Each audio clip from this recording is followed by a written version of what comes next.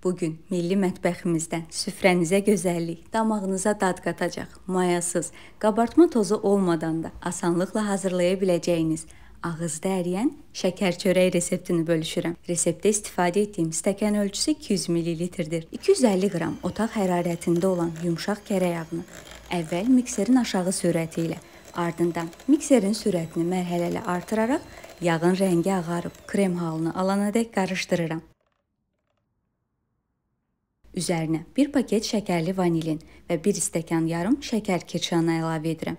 Yağla birləşənədək 2-3 dəqiqə qarışdırıram. Şəkər kirşanını evdə özünüz şəkər tozunu blenderdan keçirməklə asanlıqla hazırlaya bilərsiniz. Ara sıra videoda gördüyünüz kimi qabın kənarındakıları sıyırmaq lazımdır. Üzərinə otaq hərarətində olan 1 ədəd yumurtanın ağını əlavə edirəm. Sarısını üzəri üçün ayırdım. Yumurta ağı yağla birləşənədək biraz daha mikserlə qarışdırdım.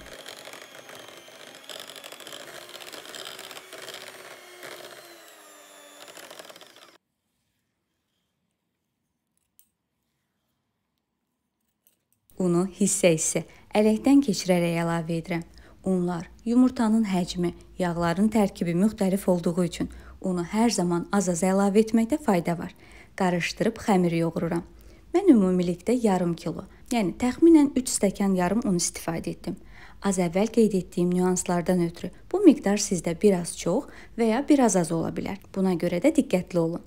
Xəmir ələ yapışmayan, yoğurduqda ovulan, əlimizlə sıxdıqda isə formasını saxlaya bilən hamar olmalıdır.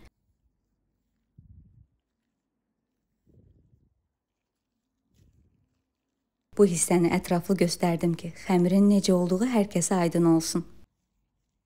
Hər biri 50 qram olmaqla 22 ədəd kündə hazırladım. Altısı bu listə sığmadığı üçün başqa qabda bişirəcəm. Kündələri qətiyyən yastılamırıq. Həmçinin ara məsafəsi saxlamaqla listə düzürük. Barmağımın ucu ilə kündənin orta hissəsində kiçik oyuq açıram. Ayırdığım yumurta sarısını krem torbasına əlavə edib, oyuğu yumurta sarısı ilə doldururam. Torba olması şərt deyil. Kiçik çay qaşığı ilə də etmək olar.